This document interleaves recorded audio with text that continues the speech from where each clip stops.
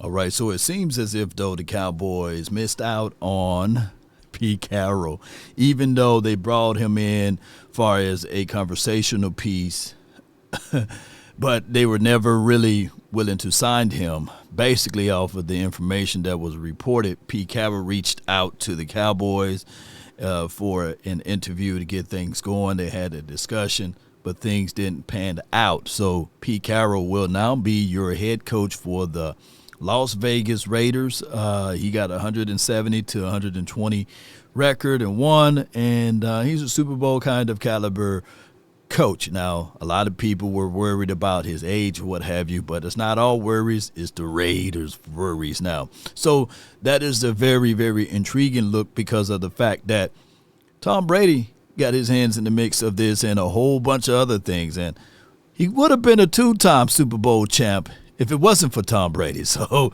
that's a whole nother conversation, right? But neither here nor there, Pete Carroll will be the next head coach for the Raiders and will not be over here in Dallas land. Dallas is leaning more towards the aspect of hiring Schottenheimer. Now, Schotty, he will be the person with the situations over here dealing with Jerry Jones and beyond. But I can tell you that we still have in the mix maybe D. Ware can come here, be a linebackers coach, but neither here nor there. Chase Daniels got a strong opinion about Jerry Jones, and it's been 35 years that he's been selecting the wrong coach. Let's listen to what he had to say. What are you doing, my friend? Dallas has not gotten their head coaching hire right in 35 years. 35. And that was Jimmy Johnson. Chan Gailey, Dave Campo, Bill Parcells, 0-2 in the playoffs. Jason Garrett, Mike McCarthy was out of a job when he got hired. I need to confess, I told Jerry I watched every play of the 2019 season, but I wanted the job. But you let go of a Super Bowl winning coach who you could have had. You don't even interview Ben Johnson. You don't even interview all these other big-name guys. You end up with Brian Schottenheimer, and it's because Jerry wants to pull the strings. Jerry will never give up control and pulling the strings. Brian Schottenheimer's like, here's a carrot. It's dangling in front of me, and you get to be the head coach of the Dallas Cowboys, but I get to pull the strings. Okay, cool. Let's do it. Like, what? They freaking fired Jimmy Johnson after he won back-to-back Super Bowls. And it was because that Jerry Jones wanted more control, and he has not given up that control. And Dallas is never going to break through until he does. Now, with that being said, a system of control is a major thing here in Dallas. You got two different opinions. One being the likes of a Stephen Jones, and the other one being the likes of a Jerry Jones. And them two butt heads on financials. They butt heads on concepts, principles. One is a maverick. The other one is, hey, I'm going to keep everything safe and secure close to the vest, right? So you got all of those dynamics here. And then, of course, the stubborn guy like Jerry who will go behind the scenes and just pick up something like a Trey Lance and say, hey, this is my project. I don't have to consult with anyone, right? And it throws off maybe the game plan that Stephen Jones may exhibit and exude. I heard, true story. I heard that Stephen Jones was very fond of Mike Vrabel. They have working relationships together and these sorts of things.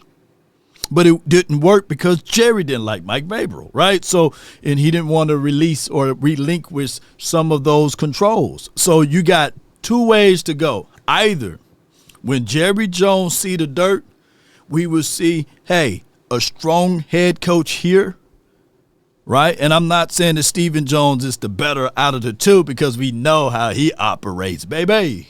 My guy, Big Game James, shout out to him. He called him Baby Nuts Jones, right? Because of the fact that this brother, Stephen Jones, he's a very, very skittish person, you know, but neither here nor there. Not to talk about the man's personality, but to a degree, when Jerry Jones is gone, the Daddy Jones, right, when he's gone, it could be a situation and scenario that Stephen Jones may go out and say, all right, cool, I'm going to hire a coach to coach, right, and I'm going to hire a GM to GM, and I'm going to manage the funds, and I'm going to step back. That could be the thing, right? But by you having Jerry Jones that got to have his hands in the pot, being the meddling owner, right, he wants some type of credit. He wants some type of rapport with said coach, and he's going to have his meddling ways. He's not going to change, and those are the realities of it. So this will be the situation. Will McClay, his contract ends a little bit after the draft. Will he renew his contract, right? Or will he sit back and say, all right, I can't take this no more. Let me go somewhere else. Let me go fishing. Let me just do something else as far as a hobby. Let me just take my money and go to South Beach. I don't know. Maybe he can do those things. Because what we're seeing now, that the 35 years, just like Chase Daniel said, the 35 years of being wrong with our coaching selection may continue. There's no evidence that Shotty is going to get us over the hump when he's been coaching since 2001, and there's no Shottyisms. There's nobody sitting there saying, hey, man, that's Shotty. Let me pull this from him, right? So a tree is known by the fruit it bears, right? And at this time, we still don't know who Shotty is. So we will see by him getting all of this national attention, and even if he becomes the head coach of the Dallas Cowboys, because the Cowboys tend to drag this all along, right? We know that the fantasy island was Dion.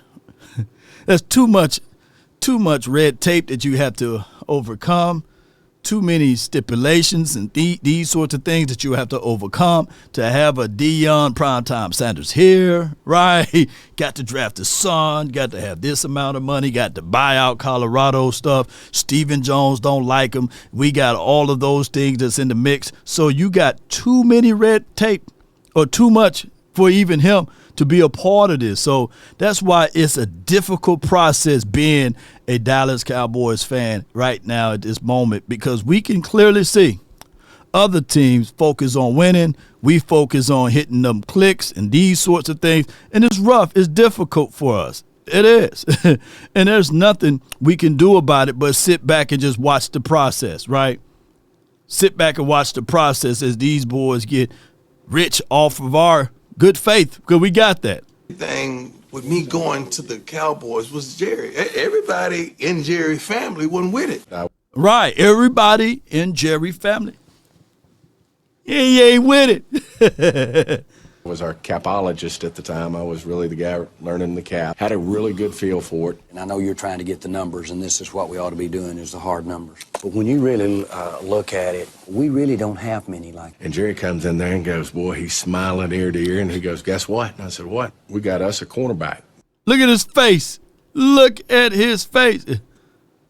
Deion's coming to Dallas. Yeah. So he goes, it's very simple. We give him $13 million signing bonus and 3 years of minimum salaries. And I go, we can't do that. And he goes, his first words of operation is can't. We can't do that. And that's the mindset of Stephen Jones. The word can't.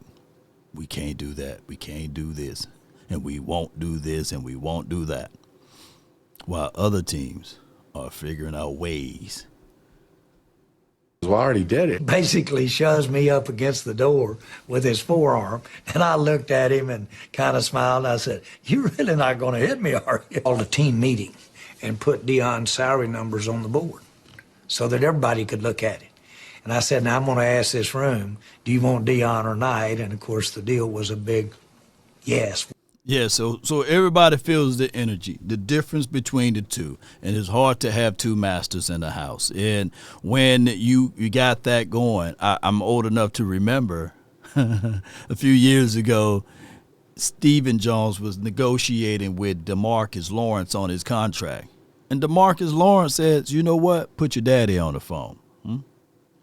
Put your daddy on the phone." And guess what? Stephen put Dad on the phone. Daddy Jones.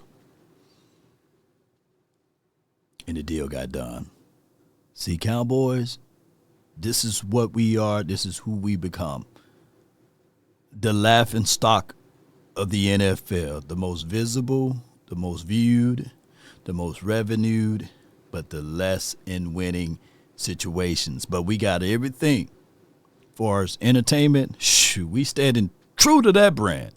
And it is what it is. So with that being said, 35 years of looking for a coach, 30 years of being at the bottom of the barrel as it relates to NFC championships and these sorts of things, appearances. It's crazy, Cowboy Nation. I hate to be this way, but post me your thoughts. Post me your concerns down below, and let's figure this thing out, because it's shotty time now. Or, oh, man, I got so many people with that Jesse Holly post, man, but it will fall right in line. I had literally people thinking, yeah, that Jesse Holly thing is a real one, baby. But shout out to him, because at this point, it'll fall right in line. Sure, he will have some experiences here. I think we need a wide receiver coach at minimum. So bring Jesse Holly in, baby. Yeah, I was just playing with y'all. So good Lord, at least we can laugh about it. Cowboy Nation, DC for life, not for short. Let's get it. Peace. I'm about.